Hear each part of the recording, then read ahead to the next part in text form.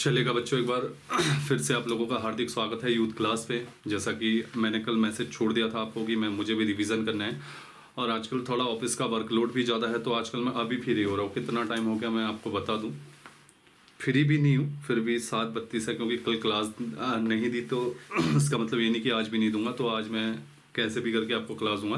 जैसा कि कल मैंने वादा किया हुआ था कि आज मैं इकोनॉमी देखिएगा, एक आपका रिवीजन चलेगा, एक इकोनॉमी कंप्लीट करवा देंगे, ठीक है। क्योंकि यूकेपीएससी थोड़ा इकोनॉमी से क्वेश्चन पूछता है, तो मेरी ऑफलाइन में भी इकोनॉमी चल रही है, तो उसी बेस पे मैं आपको यहाँ पे भी इकोनॉमी करवा दूंगा, है ना। तो दोनों कवर हो जाएगा आपका, तो इकोनॉमी का कवर हो जाएगा। क्योंकि काफ़ी बच्चों को डर है, और काफ़ी बच्चे जो स्टार्टिंग से इकोनॉमी देख रहे हैं, तो देखो यार इकोनॉमी बढ़िया हो जाएगी, है ना। काफ़ी ज़्यादातर क्वेश्चन वहीं से आते हैं। तो लास्ट इकोनॉमी में हमने शेयर मार्केट पढ़ा था, तो आज जो इकोनॉमी का नया हमारा पार्ट शुरू होने वाला है, काफ़ी इंपॉर्टेंट है, ठीक है, बहुत ज़्यादा इंपॉर्टेंट है। एक आध क्वेश्चन हर पेपर में पूछे जाते हैं, इससे याद रखिएगा। बेरोजगारी व गरीबी, ठीक है। हालांकि बड़े हैं, लेकिन मैं आपको आधे घंटे में दोनों फिनिश करवा दूंगा, क्योंकि ज़्यादा खींचना भी नहीं चाहता हूँ। बेरोजगारी और गरीबी, देखिएगा, ये दोनों ही एक सामाजिक समस्याएं हैं, है ना। जहाँ पे भी बेरोजगारी और गरीबी होती है, आपने देखा होगा उस देश की मतलब विकास अवस्था थोड़ी ढीली होती है। जहाँ पे भी बेरोजगारी ज़्यादा हो और गरीबी ज़्यादा हो, है ना। तो बहुत इंपॉर्टेंट है, और एक सामाजिक समस्या भी है। तो डेफिनेटली यहाँ से क्वेश्चन बनने के चांसेस रहते हैं। आप खुद सोचो ना, बेरोजगार होना, गरीब होना, दैट इज सोशल इशू है। ये सरकार के नजरिए से किसी देश के लिए एक बहुत बड़ा सोशल इशू है, इसलिए भी कई बार इससे क्वेश्चन बन जाते हैं। पहले पकड़ते हैं हम बेरोजगारी, ठीक है। पहले पकड़ते हैं हम बेरोजगारी, जो आप लोग तैयारी कर रहे हो फिलहाल। देखिएगा बेरोजगारी, ठीक है, अनएम्प्लॉयमेंट। देखिएगा बेरोजगारी होती क्या है, अलग अलग परिभाषाएं हैं। एक व्यक्ति कहता है कि जब कोई व्यक्ति काम करना चाहे, लेकिन उसको अपने काम के अनुरूप उसको काम ना मिले, ठीक है। जब कोई व्यक्ति काम करना चाहे, उसको उसके काम के अनुरूप जो है काम ना मिले, तो उसे बेरोजगारी कहते हैं, एक परिभाषा है। लेकिन हम जनवन देखें तो कई बार आदमी काम क्या है बताइएगा, चाहता भी है कि मैं करूं, लेकिन काम नहीं होते। किसकी वजह से? या तो देश की इकोनॉमी की वजह से, या हो सकता है कि स्टेट गवर्नमेंट के पॉलिसी की वजह से, या स्थान विशेष से भी मैंने आपको बताया बेरोजगारी आती है। स्थान विशेष से कैसे? जैसे मैं तो लगभग ये समझ सकता हूँ कि हमारा उत्तराखंड में लगभग डिस्ट्रिक्ट से एक दो तो देख ही रहे होंगे, कम से कम 13 डिस्ट्रिक्ट है, तो 26 तो व्यू आ ही रहे हैं, ज़्यादा नहीं भी आ रहे हैं, तो है ना। मुझे ज़्यादा चाहिए भी नहीं, अपना कंटेंट पे होना चाहिए कि कंटेंट अच्छा दो भाई, जितने भी देखें, लेकिन एक बिलीव के साथ देखें कि हाँ यार अच्छा कंटेंट दे रहा, सामने वाला गुमराह नहीं कर रहा, ठीक है, ये होना चाहिए, ठीक है। तो याद रखिएगा वही है, ठीक है। तो स्थान विशेष, अब आप माड़ा में हो, माड़ा में क्या एक्सपेक्टेशन करोगे? आप सोचो किसी लास्ट एरिया में, भागीरथी के लास्ट उस साइड में हो, ठीक है, क्या एक्सपेक्टेशन करोगे आप? यहाँ पे हमारे यहाँ जाओ, बहुत रूरल एरिया है, नेपाल से लगे हुए बाउंड्री, वहां चले जाओ, स्थान विशेष है। आदमी काम करने के लिए इच्छुक है, समझ में आना, लेकिन काम नहीं मिल पा रहा है। अब जैसे मार्केट में लड़के हैं, अब काम तो है, लेबरी है, लेकिन वो करना नहीं चाहता है, समझ रहे हो। तो बेरोजगारी यही होती है, इन दोनों से ही डेफिनेशन करते हैं। तो सीधे हम याद रखिएगा बेरोजगारी के प्रकार में आते हैं। बेरोजगारी के प्रकार आपसे पूछा जाता है, ठीक है। पहली बेरोजगारी होती है संरचनात्मक बेरोजगारी।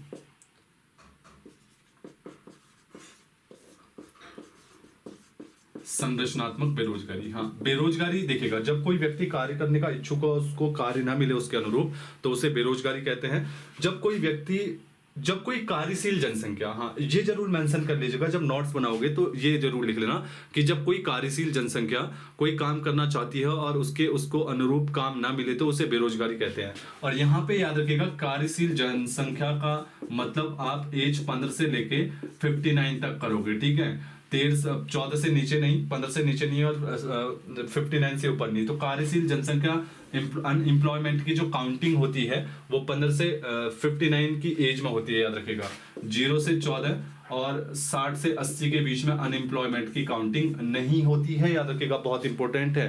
15 से 59 तक ही इसकी काउंटिंग होती है, ठीक है।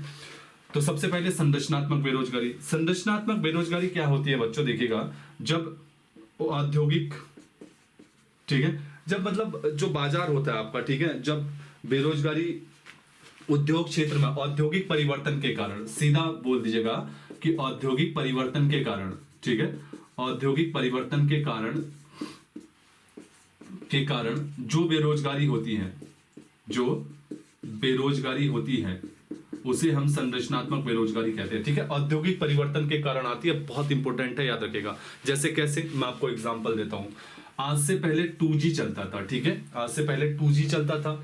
अब वर्तमान में 5G चल रहा है, 5G चल रहा है। अब मैं जो है, मैं 2G का काम सीखता हूं, मुझे यानी कि 2G का काम जो है बहुत अच्छी तरीके से आता है। अब अगला जो ट्रेंड है वो 5G का है। मुझे 2G का बहुत अच्छे से आता है लेकिन 5G का नहीं आता है। क्यों? क्योंकि वो टेक्नोलॉजी चेंज हो गई है। मेरी जो टेक्नोलॉजी है वो 2G की है, लेकिन अब जो टेक्नोलॉजी आ गई है वो कौन सी की है? 5G की। क्यों? क्योंकि 5G के कुछ ऐसी टेक्नोलॉजी है जिसको मैं नहीं कर सकता हूँ या जो मुझे नहीं पता है। तो क्या हुआ, पहले 2G था, मार्केट में 2G था, लेकिन मार्केट में औद्योगिक परिवर्तन आया, 2G की जगह 5G आ गया। तो अब जो 2G बनाने वाला व्यक्ति है, अब 2G तो बंद हो गया है ना, क्योंकि अब 2G तो चलेगा नहीं, तो अब क्या चलेगा? 5G। तो जिन व्यक्तियों को 2G बनाना आता, एक समय के लिए उनके पास रोजगार था, लेकिन औद्योगिक परिवर्तन के कारण 5G आ गया, तो अब वो लोग क्या करेंगे?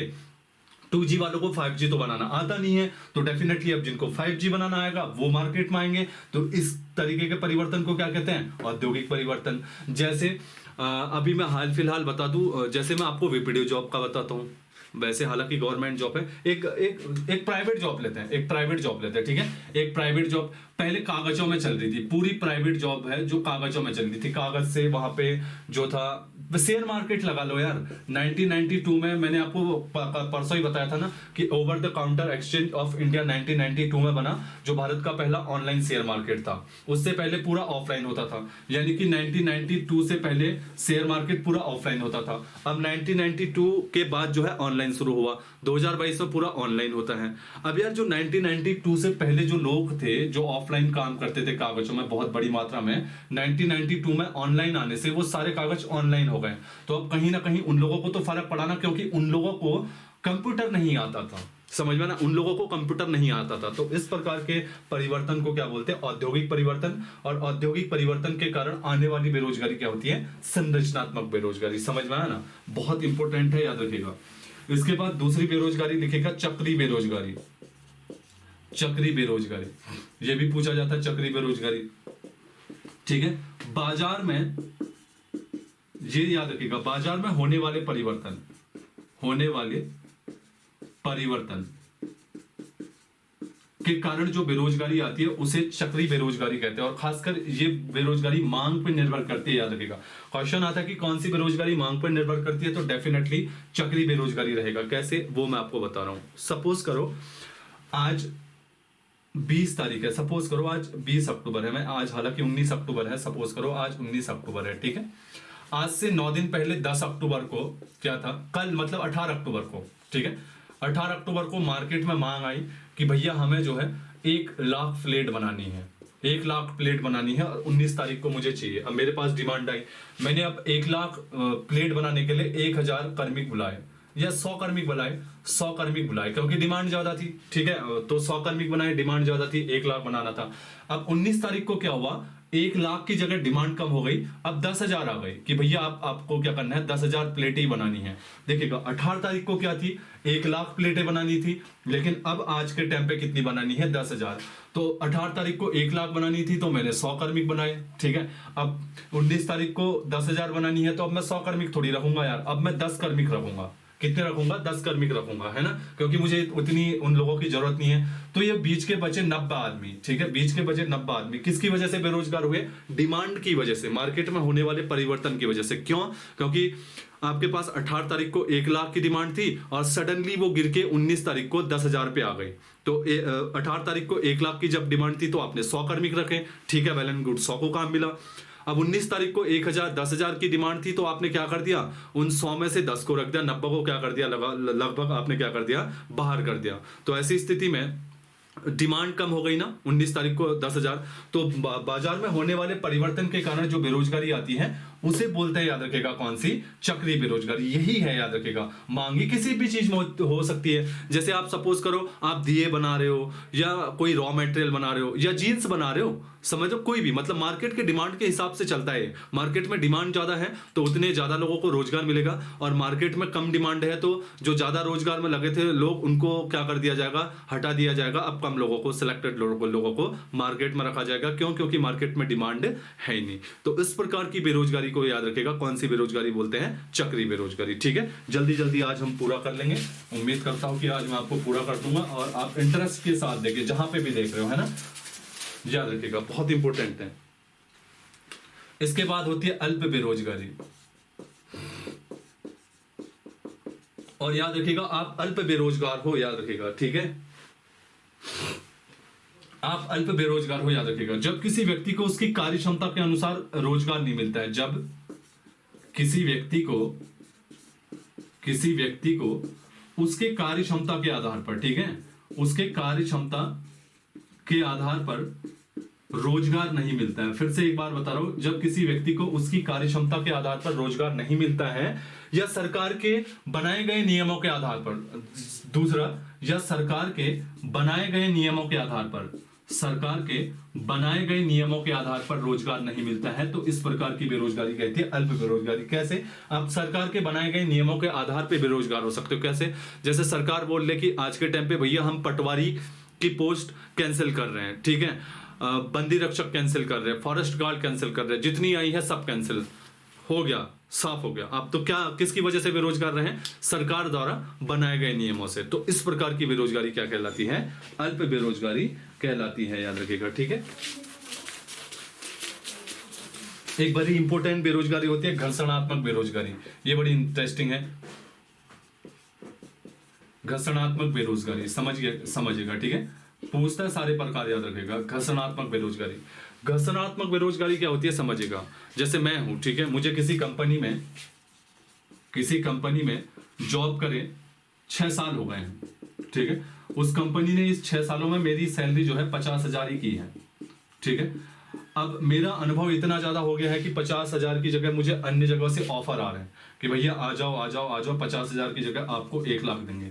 अब यार आपको पता है कि 6 साल का अनुभव हो गया है, 50,000 की सैलरी है, आईटी सेक्टर में हो, क्योंकि आईटी सेक्टर में तो ग्रोथ बहुत ज्यादा है, ठीक है, दिन प्रतिदिन सैलरी बढ़ती रहती है जितना ज्यादा अनुभव होगा। तो आपको लगा यार 6 साल काम कर दे, 50,000 ही दे रहा, अब मुझे किसी दूसरी और मूवमेंट करना चाहिए, यहाँ नहीं करना चाहिए। दूसरी और मूवमेंट इसलिए क्योंकि दूसरी और आपके जो अनुभव है उसके पैसे मिलेंगे 1 लाख रुपए, ठीक है। तो अब आपने इस कंपनी से रिजाइन दे दिया। अब इस बीच में आप दूसरी कंपनी तो ढूंढोगे ना। अब इस बीच में दूसरी कंपनी ढूंढी आपने, तो दूसरी कंपनी ढूंढने में 5 दिन लगे आपको, ठीक है। दूसरी कंपनी ढूंढने में कितने दिन लगे?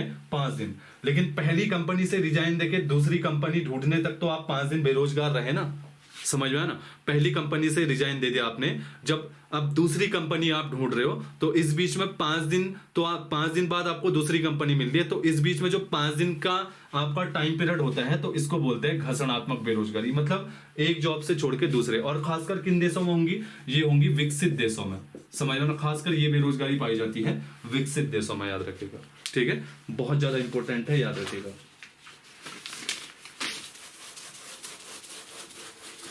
अब एक बेरोजगारी है छिपी हुई बेरोजगारी, ये कई बार पूछी जाती है, याद रखिएगा।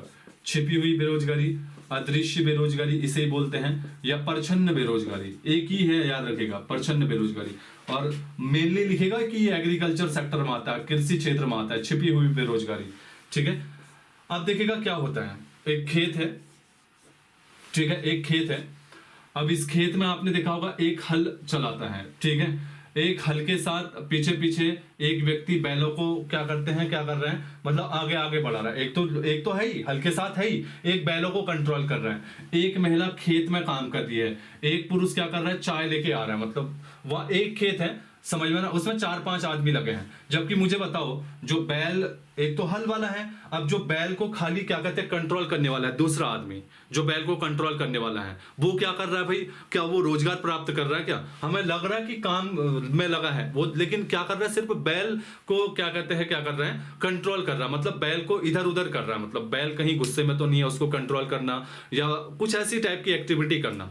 तो भैया अब मैं हूं, आप हो, सपोज करो हम दोनों चले गए कहां पे, खेत में, ठीक है। अब मैंने कहा चल भाई ठीक है, मैं तो हल पकड़ता हूं, ये बैल तेरे ही मतलब क्या है, कंट्रोल में आता है, तुझे आना पड़ेगा। अब आपको हल चलाना आता नहीं है, आपने कहा ठीक है भैया मैं आ जाता हूं। अब हम दोनों खेत में गए, मैंने क्या किया, हल पकड़ा और मैंने बगल वाला राइट वाला जो बैल था जिसका नाम शामू था, तो शामू बड़ा मतलब एक्साइट हो जाता है। शामू को कंट्रोल करेगा कौन? आप ही के हाथ में है। मैंने कहा चल भाई पहले बैलों में क्या कर, बैलों को एक जत्थे में बांध और तब हम हल लगाएंगे। आपने शामू को कंट्रोल किया क्योंकि शामू के तो आप प्रिय हो, तो शामू को कंट्रोल कर दिया आपने, ठीक है, आपने हल लगा दिया। अब मैं हल चला रहा हूँ। अब मैंने कहा भैया यहीं पे रहना, कहीं मत जाना, तू मेरे साथ साथ ही चलिए, शामू बड़ा भयानक आदमी है, तो आप भी साथ साथ चलते रहें। आपका क्या काम था बताओ? आपका तो सिर्फ शामू को कंट्रोल करना काम था, है ना। लेकिन असलियत में क्या था बताओ? असलियत में प्रोडक्टिविटी तो मैं दे रहा था, आप तो सिर्फ क्या कर रहे थे? शामू को कंट्रोल कर रहे थे। आपका खेत में कोई भी काम नहीं था, आप ना उत्पादन कर रहे थे, ना आपको खेत से मतलब था, ना कुछ मतलब था, आप सिर्फ शामू को कंट्रोल करने आए। तो आप क्या थे? अगर मैं दूर से देखता तो दूर से देखने में आप लग रहे थे कि नहीं रोजगार में लगे हो, लेकिन एक्चुअल में क्या है? छिपी बेरोजगारी थी, ठीक है। तो इस प्रकार की बेरोजगारी को छिपी हुई बेरोजगारी कहते हैं और ये खासकर कृषि क्षेत्र में आता है। और याद रखिएगा इसमें सीमांत उत्पादकता जीरो होती है। किसकी? जो व्यक्ति बेरोजगार होता है उसकी सीमांत उत्पादकता बेरोजगार होती है। कैसे? जैसे आप शामू को कंट्रोल कर रहे थे कि नहीं कर रहे थे? आप क्या कर रहे थे खेत में? न बीज लेके आए थे, न कुछ लेके आए थे, आप खाली आए थे। तो आपने कोई प्रोडक्शन किया? नहीं किया भाई। तो इसलिए आपने क्या किया? आपकी सीमांत उत्पादकता जीरो होगी कि नहीं हो गई? तो इसीलिए क्वेश्चन आता है किस बेरोजगारी में सीमांत उत्पादकता जीरो होती है? तो छिपी या अदृश्य प्रकार की बेरोजगारी में। समझ में आया ना? तो इस प्रकार की बेरोजगारी है, याद रखिएगा। दूसरा, ये कृषि क्षेत्र में सबसे ज्यादा बेरोजगारी है, याद रखिएगा। दूसरा है मौसमी बेरोजगारी। मौसमी बेरोजगारी भी आपकी कृषि क्षेत्र में भी आती है, ठीक है। मौसमी बेरोजगारी भी आपकी कृषि क्षेत्र में आती है। कैसे देखेगा? रबी की फसल और खरीफ की फसल दोनों की बुआई और कटाई का बोलता है। रबी की फसल की बुआई जो होती है वो सितंबर अक्टूबर के बीच में होती है, ठीक है, और कटाई होती है आपकी मार्च अप्रैल के बीच में, ठीक है। याद रखिएगा, ये मैं आपको समझा रहा हूँ। रबी की बुआई होती है सपोज करो अक्टूबर में। अब मैं बन जाता हूँ, ठीक है। अभी तक आप बने थे, चलो अब मैं बन जाता हूँ। आपने कहा चलो भाई क्या कहते हैं, मैं रबी की फसल लगा रहा हूँ खेत में और आ जाओ मेरे साथ, ठीक है। फसल लगानी है, हल चलाओगे, जो भी करना है सारा चीज करना है, मतलब गेहूं बोने हैं, मतलब ऐसा टाइप का हमारा पहाड़ी में बोला जाता है, ठीक है, उसका वो करना है। तो मैंने कहा चलो मेरे को भी रोजगार मिल जाएगा। मैंने कहा दिन का कितना दोगे? आपने बोला 500, ठीक है। तो हमने क्या किया, अगले 1 महीने तक 30 दिन तक काम कर दिया और 30 दिन के बाद क्या कर दिया, आपकी गेहूं की जो रुपाई होगी वो कंप्लीट हो गई, ठीक है। गेहूं कंप्लीट हो गए।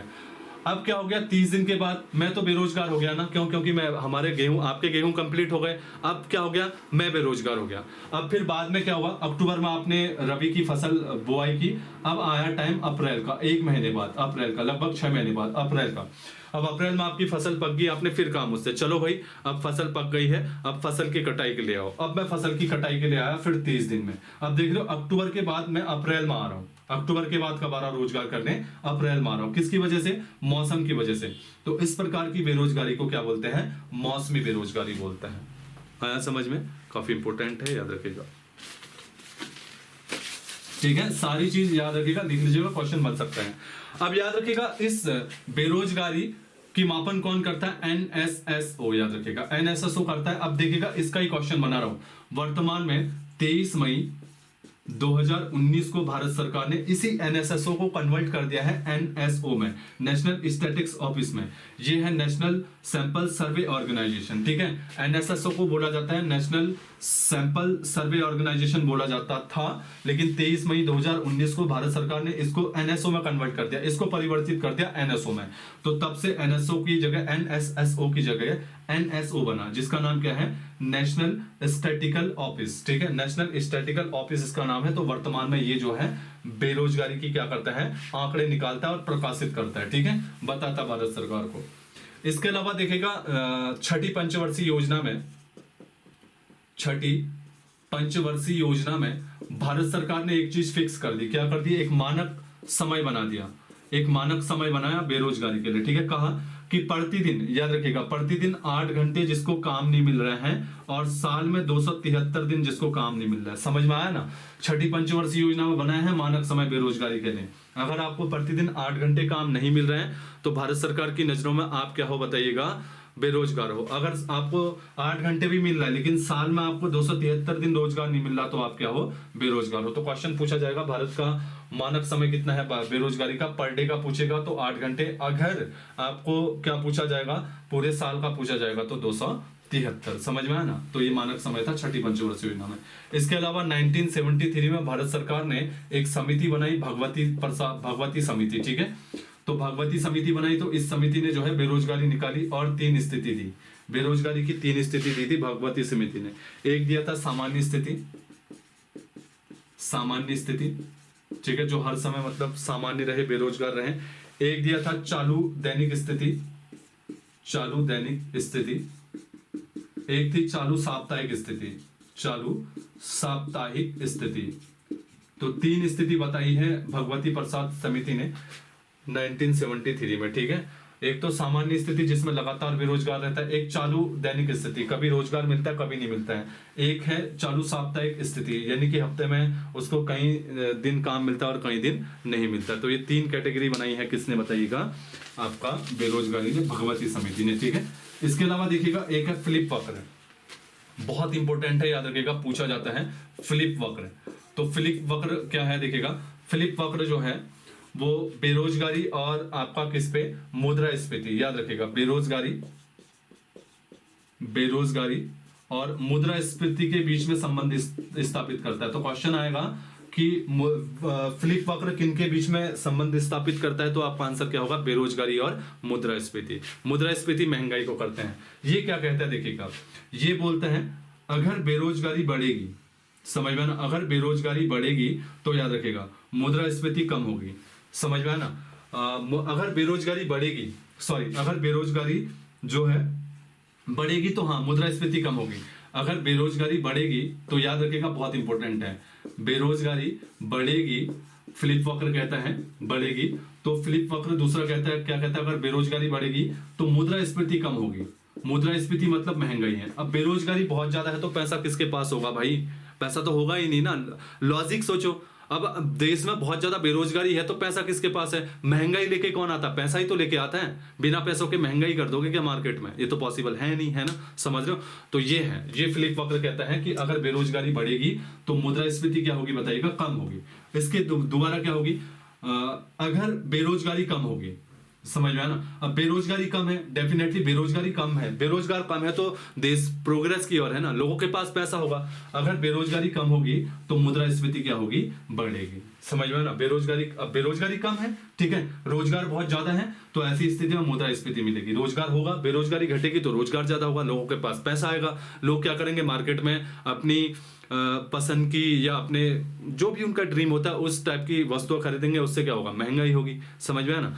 तो याद रखिएगा, बेरोजगारी कम होगी तो मुद्रास्फीति बढ़ेगी, बेरोजगारी ज्यादा होगी तो मुद्रास्फीति कम होगी, इसे बोलते हैं फ्लिप वक्र। तो किन दोनों के बीच में संबंध स्थापित करता है, सिंपल सा हो रहा है, मुद्रास्फीति और बेरोजगारी। क्वेश्चन पूछा जा सकता है, याद रखिएगा, पॉइंट बी नोटेड, ठीक है। ये भैया आपका याद रखेगा, बेरोजगारी वाला चैप्टर खत्म यहां तक, ठीक है। यहां से पूछा जा सकता है एक आध क्वेश्चन। अब आते हैं हम गरीबी पे, अब आते हैं गरीबी पे, पॉवर्टी पे। गरीबी भी एक सामाजिक जो है समस्या है। गरीबी किसे बोलते हैं, याद रखिएगा, जब कोई व्यक्ति अपनी मूलभूत आवश्यकताओं से वंचित हो, ठीक है। सिंपल सी परिभाषा लिखेगा कि जब कोई व्यक्ति अपनी मूलभूत आवश्यकताओं से वंचित हो, जब कोई व्यक्ति अपनी मूलभूत आवश्यकताओं से वंचित हो, जब कोई व्यक्ति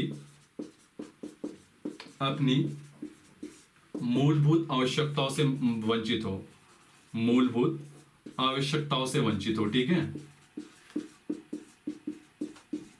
मूलभूत आवश्यकताओं में देखिएगा भारत सरकार क्या देती है, रोटी, कपड़ा और मकान। तो भारत सरकार की ओर से जो मूलभूत आवश्यकता है भारत सरकार की ओर से वो रोटी, कपड़ा, मकान है। लेकिन वर्ल्ड बैंक की ओर से रोटी, कपड़ा, मकान के अलावा शिक्षा, स्वास्थ्य और एक चीज और ऐड कर दिया है, संचार, ठीक है। तो याद रखिएगा, जो वर्ल्ड बैंक का क्या है बताइएगा, आपका गरीबी की परिभाषा है वो बहुत बड़ी है। तो वर्ल्ड बैंक कहता है, वर्ल्ड बैंक के अनुसार मूलभूत आवश्यकता क्या है, रोटी, कपड़ा, मकान, शिक्षा, स्वास्थ्य और संचार। और भारत सरकार की ओर से मूलभूत आवश्यकता क्या है, रोटी, कपड़ा और मकान। कहने का मतलब है कि जो भारत सरकार की नजरों में गरीब होगा, ठीक है, जो भारत सरकार की नजरों में गरीब होगा तो वो तो वर्ल्ड बैंक के अनुसार और ज्यादा गरीब होगा, समझ में ना। जो वर्ल्ड बैंक के अनुसार, याद रखिएगा, क्या है, शिक्षा स्वास्थ्य संचार, यानी कि वर्ल्ड बैंक का बड़ा स्केल है और इंडिया का छोटा स्केल है, ठीक है, तो याद रखिएगा। तो वर्ल्ड बैंक कहता है कि भैया शिक्षा भी जरूरी है, तो वर्तमान में वर्ल्ड बैंक की जो डेफिनेशन है मूलभूत आवश्यकता है, उस पर भारत सरकार काम कर रही है। जैसे शिक्षा को लेके आपने देखा होगा कि 1 अप्रैल 2010 को शिक्षा का राइट टू एजुकेशन किया और हर व्यक्ति के लिए शिक्षा अनिवार्य की, इसी को लेके था, जिससे कि लोग शिक्षा ग्रहण करें और अपने हिसाब से अपनी जॉब ले, ठीक है। दूसरा स्वास्थ्य था, क्योंकि एक अच्छा स्वास्थ्य नहीं होगा तो फिर आप कुछ नहीं कर सकते हो, इसको लेके आयुष्मान कार्ड बनाया भारत सरकार ने, है ना।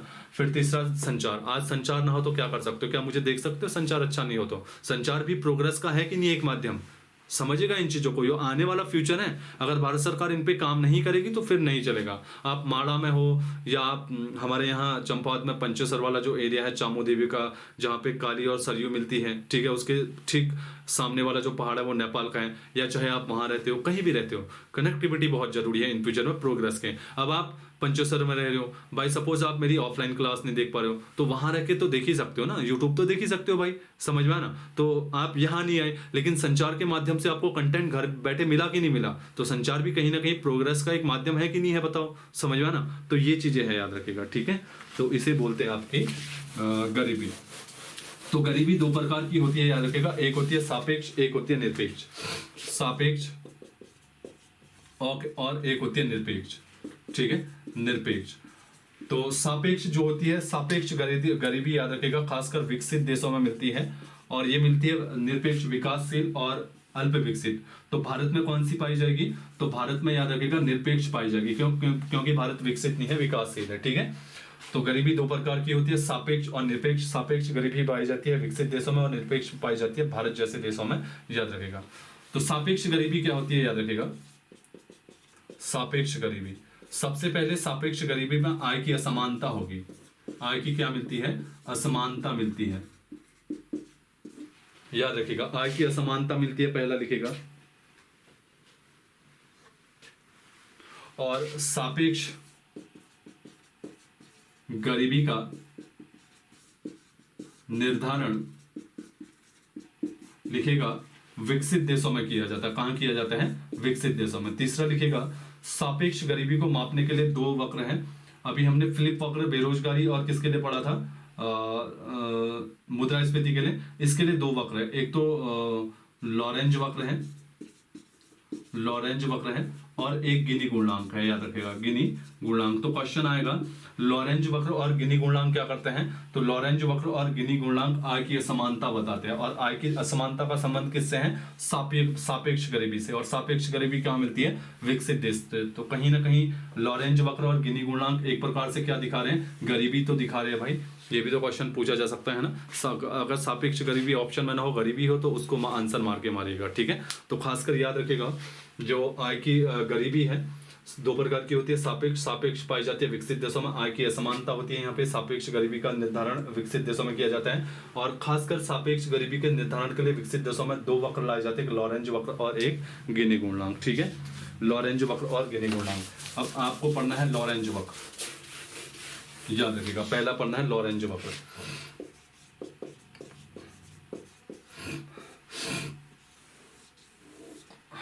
लॉरेंज वक्र 1905 में लॉरेंज ने बनाया था, लिख लीजिएगा, 1905 में मैक्सो लॉरेंज ने बनाया था। इन्होंने इस साइड पे, याद रखिएगा, ठीक है, इस वाले पैरामीटर में आय रखी थी, और इस वाले पैरामीटर में उन्होंने क्या रखी है, सारा मैप बनाइएगा, जनसंख्या, जनसंख्या बनाई है, ठीक है, जनसंख्या बताई है। और अब सपोज करो यहाँ पे आय है, यहाँ पे जनसंख्या है, ठीक है। अब किसी देश की यहाँ पे 10% है, यहाँ पे 20%, यहाँ पे 30, 40, 50, 60, 70, 80, 90, 100, ठीक है, ये 100% जनसंख्या यहाँ पे है, ठीक है। यहाँ पे है 10% आय कमाने वाले 20, 30, 40, 50, 60, 70, 80, 90, 100, ठीक है। तो आय कमाने वाले एक हमने 100% में लगा दिया, और जनसंख्या वाले 100% में, दिख रहा है ना, हाँ दिख रहा है, नीचे जनसंख्या वाला है, याद रखिएगा, ठीक है। हल्का फुल्का आपको नहीं दिख रहा है तो मैं हल्का फुल्का ऊपर कर देता हूँ इसको, ठीक है, यहाँ पे कर देता हूँ, ये 10%, ये 20, 30, 40, 50, 60, 70, 80, 90, 100, ठीक है, ये है। अब तो दिख रहा है ना, ठीक है, वेल एंड गुड। ये जनसंख्या वाला है, ठीक है। अब आप खुद सोचो ना, आपके यहाँ 10% जनसंख्या के पास 90% आय हो, दिख रहा है ना, ये जनसंख्या है, ये आय है। तो 10% जनसंख्या के पास 90% आय हो तो उस देश में क्या होगी, आय की असमानता होगी कि नहीं होगी, होगी ना, ठीक है। दूसरा, आपके देश के पास, समझ में आया ना, अब 90% जनसंख्या के पास 10-20% आय हो तो आय की असमानता है कि नहीं है, समझ में आया ना। तो ये आय की असमानता इस प्रकार से दिखाता है। फिर अपने बीच में एक रेखा खींचता है जिसे सापेक्ष निरपेक्ष सापेक्ष, एक मिनट से,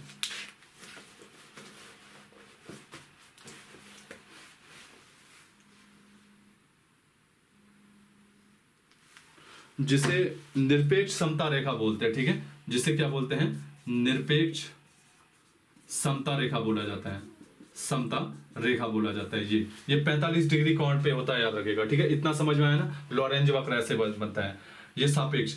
अब लॉरेंज वक्र क्या कहता है, देखिएगा, ये लॉरेंज वक्र है, ये बीच वाला, वो बोलता है कि निरपेक्ष समता रेखा से जो देश, मतलब जो देश जितनी दूर हो, याद रखिएगा, ठीक है, निरपेक्ष, जैसे यहाँ पे सपोज करो इस पॉइंट पे भारत है, ठीक है, और इस पॉइंट पे यूएसए है, इस पॉइंट पे कौन है, यूएसए।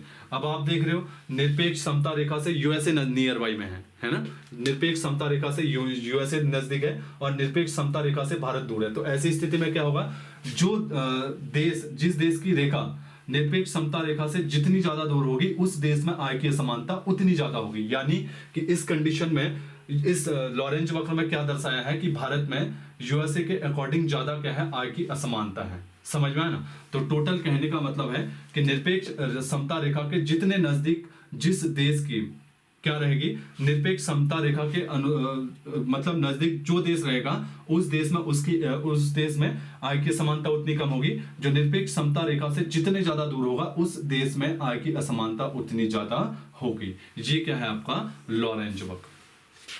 इज दैट क्लियर ना, ठीक है।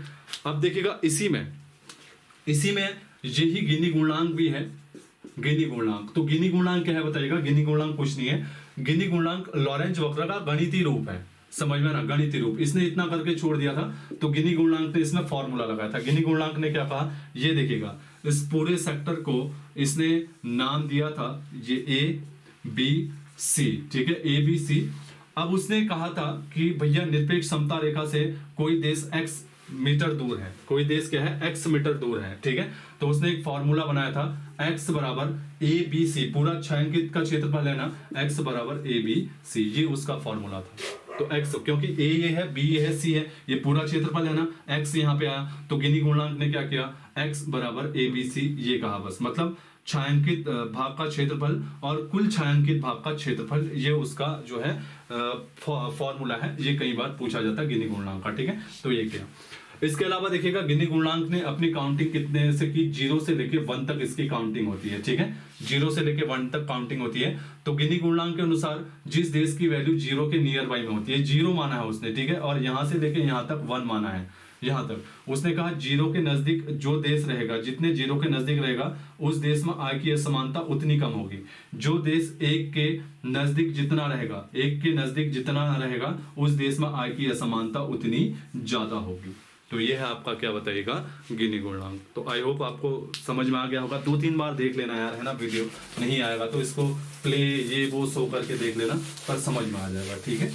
क्योंकि ये तो रिकॉर्ड है, ये तो हमेशा के लिए क्लास है, ऐसा तो है नहीं कि ऑफलाइन पढ़ा दिया और खत्म हो गया। अब भारत में याद रखिएगा बेरोजगारी का मापन, ये बड़ा इंपॉर्टेंट है। भारत में बेरोजगारी का मापन, ठीक है, बेरोजगारी का मापन कौन कौन करता है, ठीक है। सबसे पहले हम समितियों की बात करते हैं,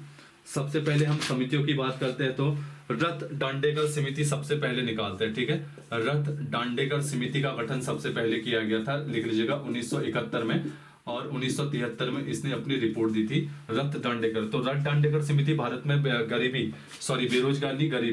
गरीबी निर्धारण करने के लिए सबसे पहले समिति बनाई थी। इसके बाद दूसरी समिति लिखेगा वाई के अधल समिति, अधल समिति, वाई के अधल समिति लिखेगा, 1977 में बनाई थी। और इसी समिति ने पहली बार भारत में गरीबी मापन के लिए कैलोरी को आधार लिया था, लिख लीजिएगा, ठीक है। इसी समिति ने कैलोरी को आधार लिया था, याद रखिएगा। इसके बाद डीडी लकड़वाल आया, ये भी बड़ा इंपॉर्टेंट है। डीडी लकड़वाल समिति, डीडी लकड़वाल समिति बनाई थी 1989 में, और 1993 में इसने अपनी रिपोर्ट सौंपी थी, किसने? डीडी लकड़वाल समिति ने, ठीक है। फिर बड़ा इंपॉर्टेंट है, फिर आया सुरेश तेंदुलकर समिति, सुरेश तेंदुलकर समिति, तेंदुलकर समिति, ठीक है। सुरेश तेंदुलकर समिति 2005 की है और 2009 में इसने अपनी रिपोर्ट सौंपी। सुरेश तेंदुलकर समिति बहुत ज्यादा इंपॉर्टेंट है, पूछा जाता है, याद रखिएगा, ठीक है। सुरेश तेंदुलकर समिति। तो जो डीडी लकड़वाल समिति है, डीडी लकड़वाल समिति में भी लिख लो, इसने कैलोरी को बताया कि 2400 कैलोरी, 2400 कैलोरी से जो नीचे रह रहा है, 2400 कैलोरी ग्रामीण क्षेत्रों के लिए रखी और 2100 कैलोरी रखी शहरी क्षेत्रों के लिए। दिख रहा है ना? नहीं दिख रहा है यार, इतने नीचे नहीं। डीडी लकड़वाल दिख रहा है? हाँ, डीडी लकड़वाल दिख रहा है, ठीक है। तो डीडी लकड़वाल ने यहाँ लिखो 2400 कैलोरी इन्होंने क्या किया था, ग्रामीण क्षेत्रों के लिए रखा था, और 2100 कैलोरी शहरी क्षेत्रों के लिए रखा था। पहला पैरामीटर इन्होंने डिसाइड किया था, और इसी को ही आपका नीति आयोग या जिसे वर्तमान में योजना आयोग कहते हैं, वो भी वर्तमान में इसी लकड़वाल समिति का यही आधार देता है, ठीक है। वो भी बोलता है यही हम फॉलो करेंगे इस व्यक्ति को। इसके बाद याद रखिएगा सुरेश तेंदुलकर समिति 2005 में ही 2009 में इसने अपनी रिपोर्ट सौंपी। जब इसने रिपोर्ट सौंपी तो इसने क्या बताया, इसने 2 सेक्टर बताए, एक बताया ग्रामीण सेक्टर और एक बताया शहरी सेक्टर, ठीक है। उसने बताया कि ग्रामीण सेक्टर में पर डे जो 27 रुपए कमा रहा है, और शहरी क्षेत्र में पर डे जो 33 रुपए कमा रहा है, तो इससे ज्यादा कमा रहा है या इतना कमा रहा है तो गरीब नहीं होगा, ठीक है। तो क्वेश्चन आता है, सुरेश तेंदुलकर समिति ने ग्रामीण क्षेत्र में प्रतिदिन कितने रुपए कमाने तक को गरीबी नहीं माना है, तो 27 रुपए। कितने रुपए से कम कमाने पे गरीबी माना है, तो 27 रुपए से कम। और साल का बताया 816 रुपए, ठीक है, साल का बताया 816, और पूरे जहां शहरी साल का ग्रामीण क्षेत्र में 816 और शहरी क्षेत्र में साल का 1000 बताया, याद रखेगा। तो ये आपका सुरेश तेंदुलकर समिति ने जो है अपनी रिपोर्ट सौंपी, और इन्होंने 2011-12 में इनकी रिपोर्ट के अनुसार 2011-12 में भारत में कुल गरीबी जो निकाली 21.9% निकाली। ये 2-3 बार क्वेश्चन आ चुका है, स्टार मार्क कर लीजिएगा, ठीक है। तो क्वेश्चन आता है कि सुरेश तेंदुलकर समिति के अनुसार भारत में गरीबी कितनी थी, 21.9%, ठीक है। और इन्होंने अपने उसमें ग्रामीण का एक पैरामीटर कितना रखा, 27, और 816 जो कमा रहा है वो गरीब नहीं है। शहरी क्षेत्र 33 या उससे ऊपर जो कमा रहा है, 1000 या उससे ऊपर पर मंथ कमा रहा है, तो वो व्यक्ति क्या होगा, गरीब नहीं कहलाएगा। तो ये था सुरेश तेंदुलकर समिति, ठीक है। अब है रंगराजन समिति।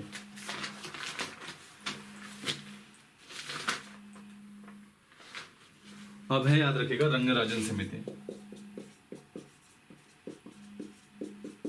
रंगराजन समिति 2012 में बनाई गई थी और 2014 में इसने अपनी रिपोर्ट सौंपी थी, ठीक है। रंगराजन ने, इसने ग्रामीण शहरी इन्होंने भी निकाला था, याद रखिएगा। ग्रामीण रंगराजन समिति लिखेगा, और ग्रामीण शहरी, ग्रामीण में इन्होंने 32 रुपए और महीने का 972 लिखेगा, 32 रुपए और महीने का 972, और शहरी क्षेत्र में 47 और महीने का 1407 रुपए। कहने का मतलब है कि जो रंगराजन समिति थी, याद रखेगा, इन्होंने क्या किया था कि ग्रामीण क्षेत्र में जो व्यक्ति 32 रुपए कमा रहा, और वही तेंदुलकर समिति में कितना था, 27 था, ये भी याद रखेगा, ठीक है। बहुत ज्यादा इंपॉर्टेंट है, क्वेश्चन बन सकता है।